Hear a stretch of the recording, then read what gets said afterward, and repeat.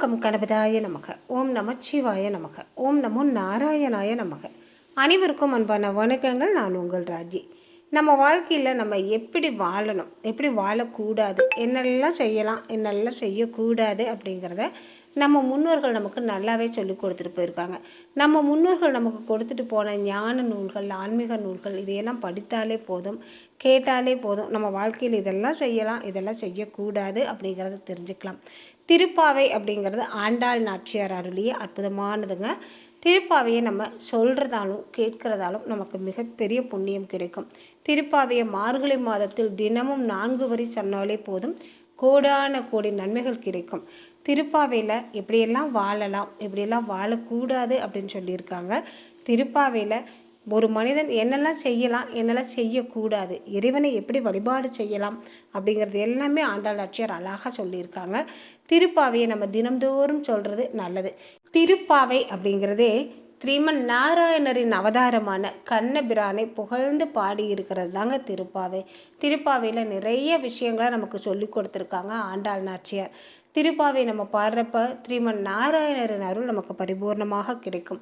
எங்கெல்லாம் ஸ்ரீமன் நாராயணரை புகழ்ந்து பாடுறாங்களோ, எங்கெல்லாம் அவரை பற்றி பேசுகிறாங்களோ அந்த இடங்கள் எல்லாம் ஸ்ரீ ஆஞ்சநேயர் இருப்பார், மகாலட்சுமி தாயார் இருப்பார். மகாலட்சுமி தாயார் இருக்கும் இடத்துல செல்வ நிலை உயரும், சந்தோஷமும் மகிழ்ச்சியும் நிம்மதியும் குடிகொள்ளும். நாராயணருடைய புகழை பாடும் இடத்துலையெல்லாம் சந்தோஷம், மகிழ்ச்சி, நிம்மதி கிடைக்குங்க. இன்று மார்கழி மாதத்தின் 5வது நாள், திருப்பாவையின் 5வது பாடலையும் அதன் விளக்கத்தையும் பார்க்கலாங்க. நம் செய்த பாவங்கள் தீர்றதுக்கு நம்ம என்ன செய்யணும் அப்படிங்கிறத ஆண்டாள் நாச்சியார் 5வது பாடலில் மிக அழகாக சொல்லியிருக்காங்க. மாயனை மண்ணு வடமதுரை மைந்தனை, தூய பெருநீர் யமுனை துறைவனை, ஆயர் குலத்தினில் தோன்றும் அணிவிளக்கை, தாயை குழல் விளக்கம் செய்த தாமோதரனை, தூயமாய் வந்து நாம் தூமலர் தூவி தொழுது வாயினால் பாடி மனதினால் சிந்திக்க, போயா பிழையும் புகுதருவான் நின்றனவும் தீயினால் தூஷாகும் செப்பேலோர் எம்பாவாய். ஸ்ரீமன் நாராயணரின் அவதாரமான கண்ணபிரானுக்கு நிறைய பெயர்கள் இருக்குது. மாதவன், கேசவன், மதுசூதனன், மாயவன், ஆயர்குல கொழுந்து, இந்த மாதிரி நிறைய பெயர்கள் இருக்குது. பெருமாளுடைய ஒவ்வொரு நாமத்தை நம்ம சொல்கிறப்பவே நமக்கு மன மகிழ்ச்சியை கொடுக்கும்.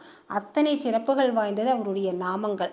இந்த 5ஆம் பாடலில் ஆண்டாள் நாச்சியார் கண்ணபிரானை என்ன சொல்லி கூப்பிடுறாங்க அப்படின்னா, பாற்கடலில் பள்ளி கொண்ட மாதவனை, மாயவன் என்ற பெயர் கொண்டவனை, கேசி என்ற அரக்கியை கொன்ற கேசவனை, தாயை குழல் விளக்கம் செய்த தாமோதரனை, தாமோதரா அப்படின்னு கூப்பிடுறாங்க. அதாவது கண்ணபிரானை பெற்றெடுத்த தாய் தேவகிக்கும் பெருமை சேர்க்கிறாங்க, கண்ணபிரானை வளர்த்த தாய் யசோதைக்கும் பெருமை சேர்க்கிறாங்க.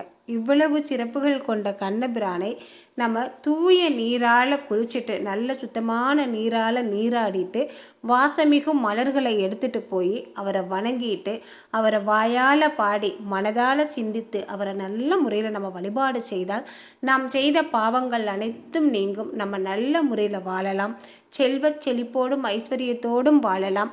வாங்க போகலாம் அப்படின்னு ஆயர் குலத்தில் இருக்கிற அத்தனை சிறுமிகளையும் கூப்பிடுறாங்க.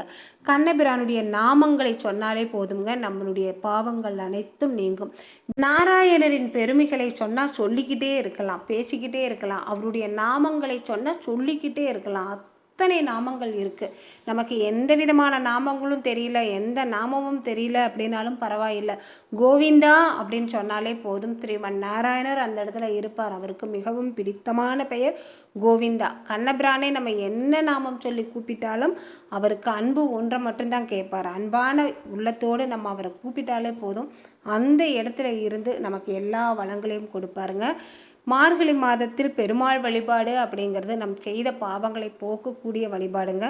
மார்கழி மாதம் அப்படிங்கிறது இறை மாதம். இந்த இறை மாதத்தில் நம்ம இறை வழிபாடு செய்தோம் அப்படின்னம்னா நம்ம 7 ஜென்ம பாவம் நீங்கும், மோட்ச நிலையை அடையலாம், இறைவனின் திருவடியை அடையலாம். நாம் வாழும் காலங்களில் செல்வ செழிப்போடும் ஐஸ்வர்யத்தோடும் வாழலாம்ங்க. இறை நாமங்களை சொல்லிக்கிட்டே இருந்தோம் அப்படின்னா மனம் சுத்தமாகும், எண்ணம் சுத்தமாகும், நம்ம செய்கிற செயல் சுத்தமாகும். அதாவது நேர்மையான வழியில் மட்டும்தான் நம்ம போவோம்.